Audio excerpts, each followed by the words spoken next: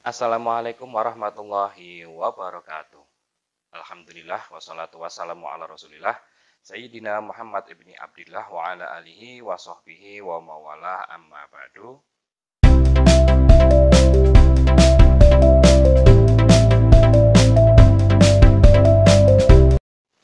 Adik-adikku sekalian yang dirahmati Allah Subhanahu wa taala. Alhamdulillah pada kesempatan kali ini kita akan melanjutkan lagi kuliah kita, yaitu kita akan membahas tentang tinjauan umum etika bagian kedua. Yang mana pada kesempatan kali ini kita akan belajar tentang apa itu etika dan etiket. Kemudian juga kita akan membahas tentang etika dan kebudayaan serta objek kajian etika. Nah, maka dari itu saksikan video ini sampai habis agar kita mendapatkan pemahaman yang baik dan sempurna. Nah, mari kita lanjutkan kuliah kita sekarang.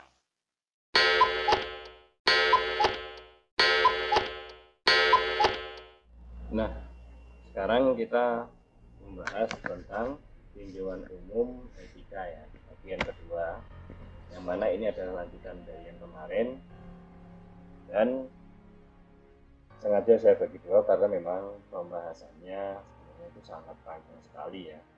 Ini saya singkat atau saya ringkas yang penting-penting saja, karena juga masih banyak sekali materi-materi yang akan kita bahas. Nah, yang pertama kita akan membahas tentang etika dan dalam pandangan Islam. Agama Islam adalah risalah moral serta etika, dan Nabi Muhammad SAW diutus untuk memperbaiki masalah ini. Bagaimana Nabi bersabda, "Aku diutus Allah untuk menyempurnakan akhlak dan menutup risalah kenabian." Ini riwayat Imam Bukhari, Imam Hakim, dan Imam Al-Baihaqi. Nah, jadi di dalam Islam sendiri etika itu mencakup sangat luas sekali ya. Nah, etika itu mencakup sangat luas sekali, maka dari itu Islam juga mengaitkan etika dengan akidah serta mengaitkan akhlak dengan ibadah dan menjadikan etika buah dari ibadah. Nah, menjadikan etika itu buah dari ibadah. Andai saja ibadah tidak membuahkan etika, maka hilanglah nilainya di sisi Allah Subhanahu wa Ta'ala. Nah, seperti contoh ya, Islam itu kan menganggap seseorang tidak beriman apabila dia tidak menepati amanah dan kenyang sedangkan tetangganya lapar, berzina, mencuri, atau meminum minuman keras. Nah, sebagai sabda Nabi juga banyak sekali ya tentang hal-hal demikian, yaitu contoh ini sabda Nabi SAW yang berbunyi, "Barang siapa yang beriman kepada Allah dan hari kiamat, hendaklah ia menghormati tamunya. Barang siapa yang beriman kepada Allah dan hari kiamat, janganlah menyakiti tetangganya. Dan barang siapa yang beriman kepada Allah dan hari kiamat, hendaklah ia bertutur kata yang baik atau diam." Itu riwayat Imam Bukhari dan Muslim. Nah, jadi Islam sendiri pun mengaitkan aktivitas kita sehari-hari, seperti menghormati tamu, kemudian jangan tak menyakiti tetangga, yang ini bukan ibadah murni ya, bukan sholatnya ya, bukan hanya sholat saja gitu, tapi semua aspek itu di dalam Islam juga dibahas. Nah, Islam sendiri juga mengaitkan akidah dengan ibadah, atau mengaitkan akhlak dengan ibadah, dan menjadikan etika sebagai buah dari ibadah. Nah, contoh buah menegakkan sholat adalah mencegah perbuatan keji dan mungkar. Kemudian buah dari menunaikan zakat misalkan ya adalah mensucikan dan menenteramkan. Dan buah puasa adalah agar kita termasuk orang-orang yang bertakwa kepada Allah. Nah, ini adalah contoh etika dalam pandangan Islam. Dalam Al-Quran Allah Subhanahu wa Ta'ala juga juga berfirman, "Utlu ma uhiya ilaika minal kitabi wa aqimis shalah. Innas sholata tanha 'anil fahsya'i wal munkar. Wa la dzikrullahi akbar. Wallahu ya'lamu ma tasna'un." Allah berfirman, "Bacalah apa yang telah diwahyukan kepadamu, yaitu Al-Quran, dan dirikanlah sholat. Sesungguhnya sholat itu mencegah dari perbuatan-perbuatan keji dan mungkar. Sesungguhnya mengingat Allah Subhanahu wa Ta'ala, mengingat Allah atau sholat adalah lebih besar keutamaannya dari ibadah yang lain. Allah mengetahui apa yang kamu kerjakan." Juga dalam zakat, Allah Subhanahu wa Ta'ala juga berfirman, "Khudh min amwalihim shadaqatan tutahhiruhum wa tuzakkihim biha wa sholli 'alaihim inna sholataka sakanun lahum wallahu sami'un 'alim." Ambillah zakat dari sebagian harta mereka. Dengan zakat itu kamu bersihkan dan mensucikan mereka, serta berdoalah untuk mereka. Sesungguhnya doa kamu itu menjadi keterentaman jiwa bagi mereka, dan Allah Maha mendengar lagi Maha mengetahui. Al-Quran surat At-Taubah ayat 103. Kalau yang tadi yang tentang sholat itu surat Al-Ankabut ayat 45. Maka dalam agama Islam, istilah etika merupakan bagian dari akhlak. Etika ini bagian dari akhlak. Sebab akhlak bukanlah sekedar menyangkut perilaku manusia secara lahiriah saja, tapi meliputi etos, etis, moral, dan estetika. Nah, etos itu yang mengatur hubungan seseorang dengan Tuhannya,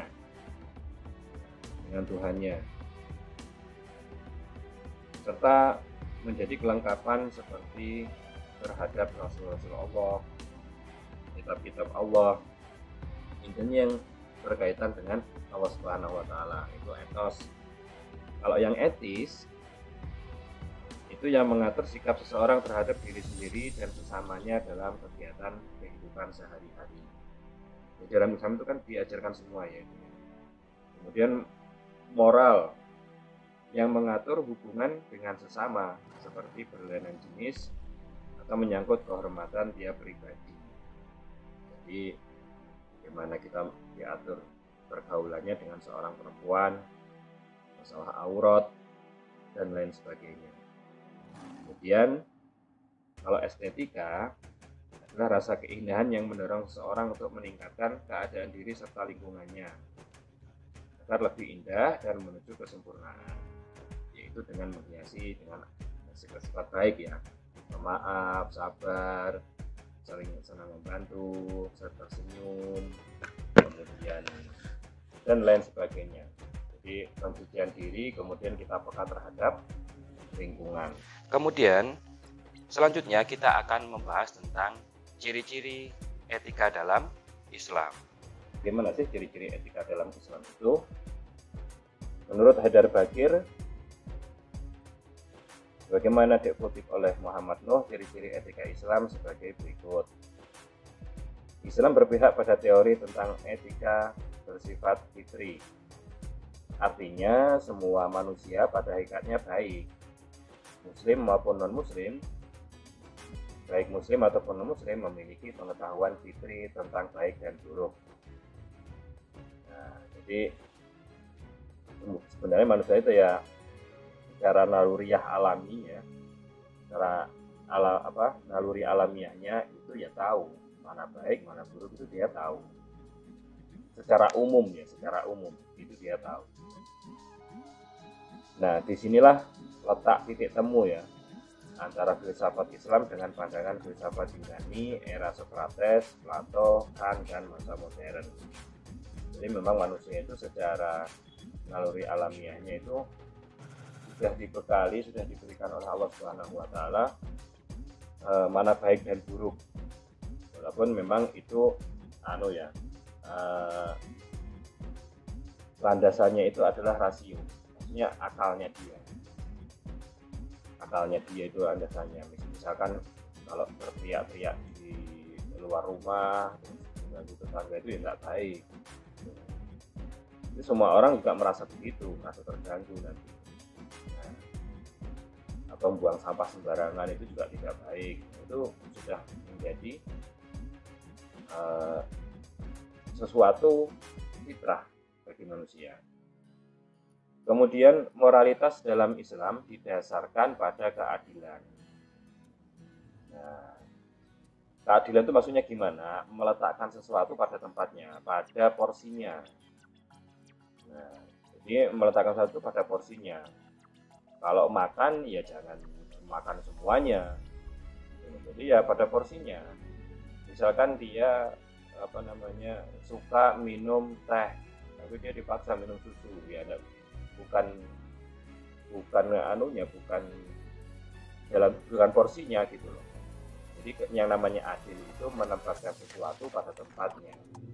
Kalau menempatkan sesuatu tidak pada tempatnya namanya ya bukan keadilan atau dolim, adalah istilah Islamnya ya.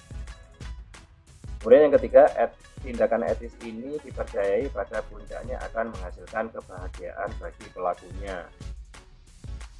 Nah, kalau kita berlaku etis, pasti akan ada rasa puas gitu ya, ada rasa lega gitu. Nolong orang, dapat bantu orang, dapat menghibur orang, itu ada rasa tersendiri. Kemudian yang keempat, tindakan etis yang bersifat rasional. Nah, karena ya salah satu komponen dalam Islam untuk mendapatkan kebenaran, menilai sebuah kebenaran itu adalah rasionalitas. Akal kalau kita bilangnya ya, akal. Tapi ya bukan akal orang sembarangan gitu loh. Jadi akal ya akal, tapi akalnya orang yang ulama misalkan begitu ya. Terus dia itu memang akalnya sehat dengan background pendidikan yang luar biasa, bukan sembarangan juga. Kemudian yang terakhir, etika Islam bersumber pada prinsip-prinsip keagamaan, maka keimanan menentukan perbuatan dan keyakinan mengatur perilaku. Maka dari itu, oleh karena itu dalam pemikiran Islam, keimanan menentukan perbuatan dan keyakinan mengatur perilaku. Jadi ya kalau di Islam itu kan diikat dengan keyakinan, dengan wahyu. Jika ada sesuatu yang tidak sama dengan wahyu, maka akal nanti akan mencerna. Dan yang diprioritaskan pasti wahyu terlebih dahulu. Artinya diprioritaskan untuk diambil pedoman itu adalah wahyu dahulu, baru nanti akal. Nah, lalu selanjutnya kita akan membahas tentang etika dan etiket. Kenapa? Karena penggunaan kata etika dan etika ini sering dicampur adukkan gitu loh. Padahal istilah kedua tersebut terdapat perbedaan yang sangat mendasar, walaupun terdapat juga persamaannya. Yang kata etika berarti moral, sedangkan etiket berarti sopan santun dan tata krama. Nah, jadi kita agar kita mampulah istilahnya itu tahulah antara etika dan etiket. Nah, maka yang pertama adalah ini, etika menetapkan norma perbuatan, boleh atau tidak. Ya, dia menetapkan norma perbuatan. Etiket menunjukkan dan menetapkan aturan perbuatan yang tepat, baik dan benar sesuai harapan. Nah, contoh ya, etika kan tadi kan menetapkan norma perbuatan, boleh atau tidak. Misalkan masuk rumah orang lain tanpa izin, itu boleh atau tidak itu secara etika, secara norma perbuatannya. Tidak boleh dia masuk rumah orang tanpa izin, cingak-cinguk, masuk kayak tidak ada orang, cingak-cinguk. Nah, itu kan privasi. Privasi itu. Nah, kemudian etiket ya, tadi kan menunjukkan dan menetapkan aturan perbuatan yang tepat, baik dan benar sesuai harapan.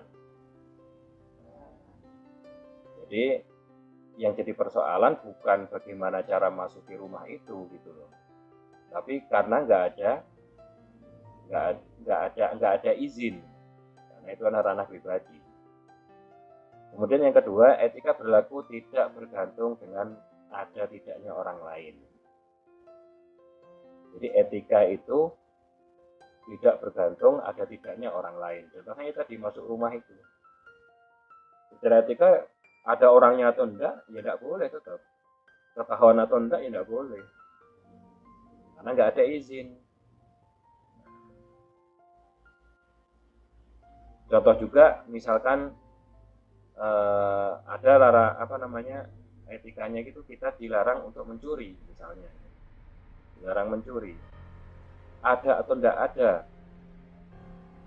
orangnya di situ, ya kita nggak boleh ngambil kalau bukan milik kita gitu. Ya, kalau dalam Islam kan kecuali mau dikembalikan gitu kan. Nah, kecuali niatnya dikembalikan, beda lagi. Tapi istilahnya pokok awalnya atau pemikiran dasarnya itu ya, kalau misalkan ada barang, ada atau tidak orangnya, misalkan kita lihat ada rumah tak terkunci, ada atau enggak orangnya, ya nggak boleh masuk, ya nggak boleh mencuri. Bukan tergantung, nggak tergantung ada atau tidak orang tersebut. Kemudian yang etiket hanya berlaku dalam pergaulan. Jika tidak ada orang, etiket tidak berlaku. Jadi ya kalau nggak ada orang, ya nggak berlaku etiket ini.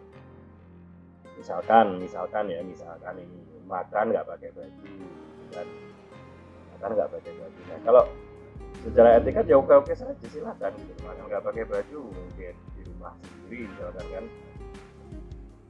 Nah, tapi ya istilahnya kalau sendiri ya monggo, tapi ya secara Islam tetap nggak boleh ya. Ini kalau secara Islam, tapi ya secara etiket umum ini ya silakan saja. Nah, ini hanya contoh saja. Dan yang ketiga, etika bersifat absolut atau tidak dapat ditawar. Maksudnya itu nggak dapat ditawar ya kalau etika itu. Etika nggak dapat ditawar. Misalkan mencuri, nggak boleh, tetap nggak bisa ditawar. Mencuri nggak boleh ditawar, memang nggak boleh. Ya. Kemudian contoh yang lain adalah membunuh orang, ya nggak boleh ditawar. Nah, ya itu semuanya akan berubah sesuai keadaannya. Kayak mencuri tadi, misalkan dia sangat butuh sekali, ya itu beda lagi urusannya. Sangat lapar, kalau nggak mencuri itu dia mati. Atau misalkan dia kalau nggak membunuh orang, ya dia yang dibunuh. Kan dia yang mulai dulu gitu, orang lain yang mulai dulu. Kemudian kita kalau nggak membela diri, nanti dia akan bunuh kita, itu beda lagi ya. Kemudian etiket bersifat relatif. Etiket ini bersifat relatif, atau sesuatu dianggap tidak sopan dalam satu kebudayaan dapat saja dianggap sopan dalam kebudayaan lain. Misalkan ya kalau di Indonesia itu ya megang kepala orang di Indonesia kan aib ya, menghina lah.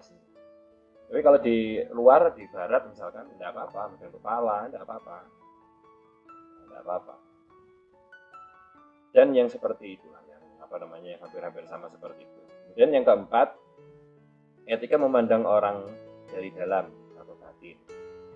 Jadi yang dituju itu adalah batinnya. Nah, orang yang bersikap etis adalah orang yang benar-benar baik, sikapnya tidak munafik.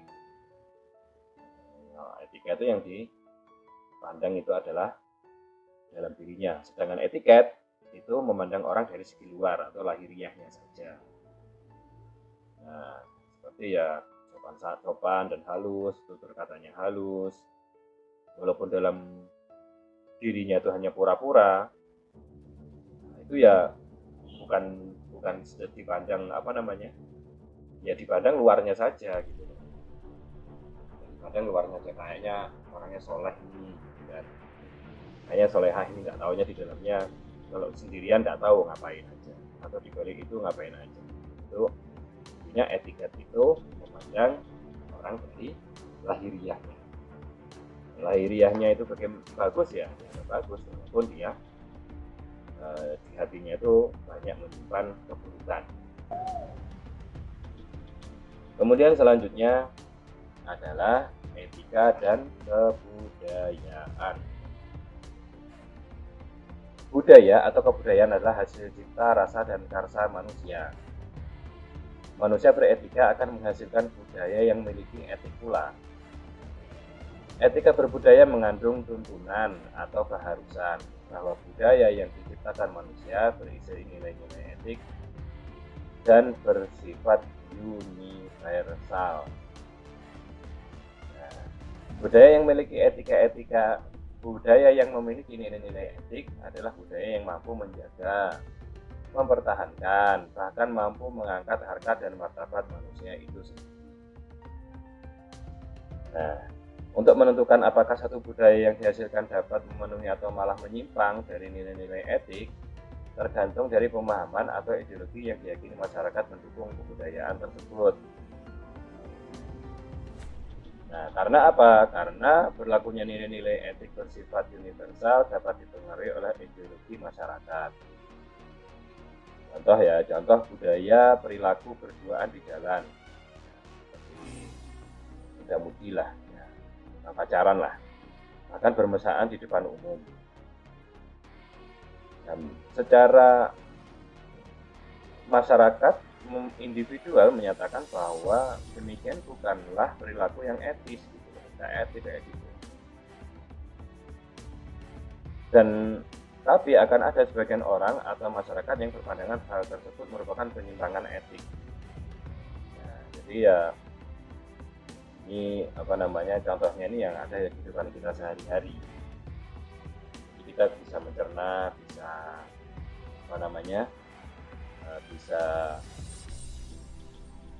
menerapkan dan memahami dalam kehidupan kita sehari-hari. Lalu kemudian kita akan membahas tentang objek kajian etika. Objek kajian etika adalah nilai. Kita akan belajar objek etika itu kan harus tahu apa sih yang dibahas dalam etika ini apa. Makanya yang dibahas itu adalah nilai. Nilai apa? Nilai puas kah? Atau nilai apa? Nah, nilai adalah kualitas dari sesuatu yang bermanfaat sesuai dengan kebutuhan.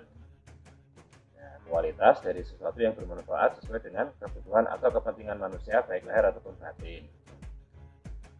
Contoh, misalnya kita mengatakan lukisan itu indah, berarti kita melakukan penilaian terhadap suatu objek.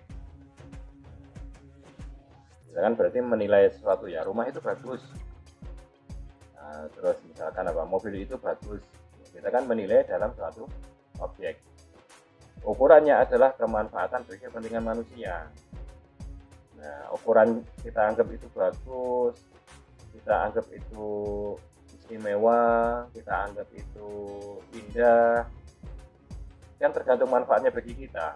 Kalau nggak bermanfaat bagi kita, ya nggak mungkin kita nilai bagus. Buat apa juga aku nggak ada manfaatnya buat saya. Maka pada hakikatnya subjeklah yang menentukan keputusan tentang nilai positif atau negatif. Nah, menentukan positif atau negatif ya orang tersebut. Terus kemudian istilah nilai dapat diartikan sebagai berikut. Apa sih yang termasuk dalam nilai itu, apa saja sih sebenarnya? Apa saja? Yang pertama adalah harga dalam arti taksiran, atau istilahnya nilai emas. Harga dalam arti taksiran ya, bukan uang ya. Nah, terus harga sesuatu, misalkan uang. Harga sesuatu misalkan uang. Tadi harga dalam arti taksiran. Ya emas ini berapa nilainya, perak ini berapa nilainya, apalagi intan atau berlian ini berapa nilainya. Kalau harga sesuatu berarti uang. Kemudian angka berarti dia punya skor berapa ini. Kemudian kadar berarti mutunya bagus atau tidak ini. Bahan-bahannya, komponen-komponennya ini berkualitas atau tidak ini. Sifat-sifat atau hal penting bagi manusia. Jadi ya istilah nilai ini ya bisa menjadi itu ada sesuatu atau hal penting bagi manusia. Sepenting apakah itu bagi dia? Kemudian sesuatu dianggap bernilai jika memiliki sifat berikut. Apakah itu bernilai atau enggak itu ya harus ada sifat-sifatnya ini ya. Yang pertama menyenangkan. Nah, yang menyenangkan pasti bernilai, dianggap bernilai. Berguna, kemudian memuaskan atau menguntungkan secara ekonomi ya. Kalau memuaskan itu ya bisa seneng, bisa kenyang, atau menarik, ya, tertarik untuk menikmati, melihat, mempelajari, dan keyakinan. Kalau keyakinan ini ya faktor lain ini, setiap orang berbeda-beda. Sama juga yang lain juga, semuanya berbeda-beda. Ya, inilah yang subjek yang menentukan keputusan tentang nilai ini, merasakan ya positif atau negatif. Kemudian selanjutnya kita akan membahas tentang macam-macam nilai. Nilai ekonomis, nilai estetis. Nilai ini ada nilai ekonomis, misalkan ya apa ini, pajak pertambangan nilai. Sebenarnya ekonomi merupakan bidang di mana nilai untuk pertama kali dibahas dalam rangka ilmiah. Secara ekonomis menguntungkan nggak ini? Saya dapat untung nggak ini? Gitu ya. Kemudian ada nilai estetis. Ya, seperti tadi ya, contoh ada yang lukisan indah, misalkan musik bagus, masakannya enak, misalkan ya. Parfumnya itu cocok misalkan lah ya, yang seperti itulah. Kemudian ada nilai moral lainnya atau nilai moral dasar atau umum seperti ya kesehatan yang baik, pendapatan yang layak. Kemudian dan ada lagi nilai moral itu berkaitan dengan tanggung jawab dan hati nurani. Nah, ini kalau nilai moral ini contoh ya sifat ya, sifat alami manusia, misalkan ya suka bohong atau enggak, jujur lah misalnya ya, jujur. Ini kan merupakan suatu nilai moral nih, jujur. Tapi jujur itu sendiri ya kosong, enggak ada anunya, barangnya jujur itu enggak ada. Ya istilahnya ya ini kan dalam hati ya. Bila tidak diterapkan pada nilai lain seperti umpamanya nilai ekonomis, maka ini kejujuran ini ya kosong. Setiap contoh hal lainnya, kesetiaan merupakan sesuatu nilai moral yang lain, tapi harus diterapkan pada nilai manusiawi lebih umum. Misalkan antara suami dan istri, kesetiaan. Apa isinya kesetiaan itu ya macam-macam. Tapi kalau secara hakikatnya apa ya, tidak ada ya, kosong ya, kesetiaan setia aja gitu. Nah, selanjutnya analisis yang dapat digunakan subjek untuk memberikan penilaian itu apa saja sih? Jadi seorang subjek, kalian, kita ini ya, kita itu dapat untuk memberi penilaian itu dengan apa aja? Yang pasti yang pertama dengan indera yang dimiliki. Nah, kalau dengan indera yang dimiliki yaitu nikmat atau sengsara, intinya ini gitu, enak atau enggak, nikmat atau sengsara. Nah, dengan rasio atau akal, benar atau salah, benar dan salah. Dan rasa etis, baik atau buruk, adil atau zalim. Nah, gitu ya. Kemudian ada lagi rasa estetis. Nah, estetis itu indah atau buruk, indah atau enggak indah. Kemudian yang terakhir ya pasti dengan iman, keyakinan tadi ya.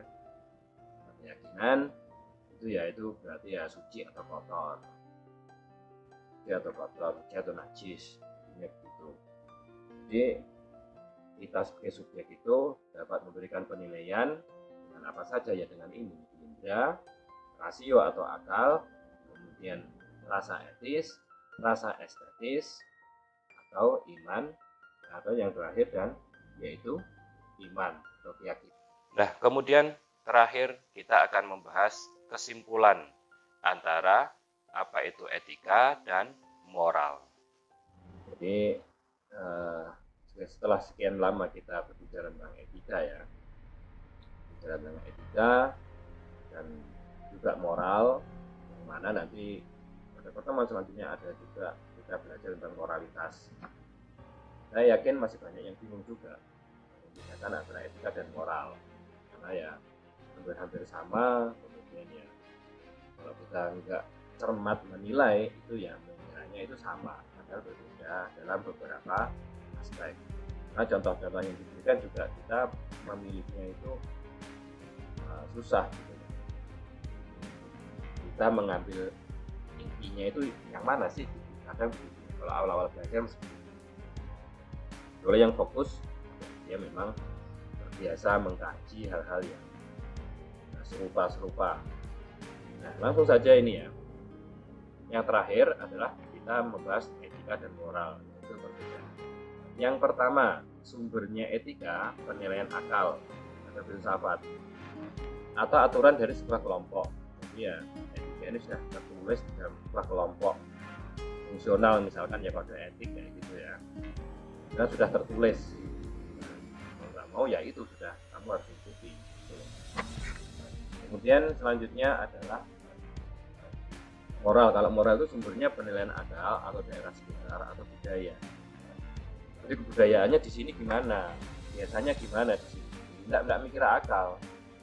Ini kan secara akal kan tidak pantas ini. Tapi kalau di budaya itu sudah ada ya terserah sudah. Gitu ya. Budaya itu sudah bagus ya sudah nggak apa-apa. Ya istilahnya mungkin masyarakat di Papua lah ya, yang pelosok yang pedalaman gitu lah.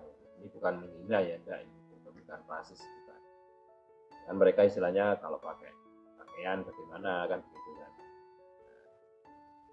Kemudian selanjutnya kalau etika bersifat teoritis, yang kedua ini ya. Kalau etika bersifat teoritis, kalau moral bersifat praktis. Jadi bersifat teoritis tertulis. Kalau etika ini, kalau moral itu bersifat praktis. Praktek-praktek saja. Kemudian selanjutnya yang ketiga, etika membicarakan bagaimana seharusnya.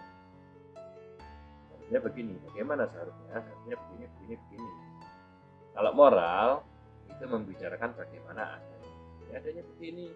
Memang di sini adatnya seperti ini gitu. Tidak membicarakan bagaimana seharusnya. Nah, kemudian yang keempat, etika, yaitu dalam etika cara penyampaian dengan langsung dan tertulis. Etika begitu ya. Jadi mayoritas itu tertulis, walaupun dalam kajiannya sebelumnya kita mengatakan ada etika yang tidak tertulis ya. Tapi secara umum itu kalau etika itu tertulis langsung dan tertulis. Nah, kalau moral itu cara penyampaiannya dengan tidak langsung dan tidak tertulis. Kemudian etika keterkaitannya, nah, yang kelima, keterkaitannya etika tidak selalu diikuti dengan moral. Jadi kalau orang beretika itu moral nggak selalu ikut, karena kan moral kan budaya tadi ya, apa adanya gitu, bagaimana apa adanya.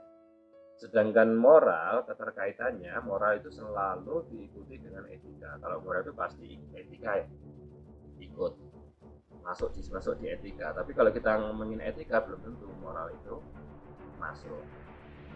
Nah, contoh ya etika makan, etika bertamu, tadi ya. Bagaimana mengatur itu, etika makan, etika bertamu.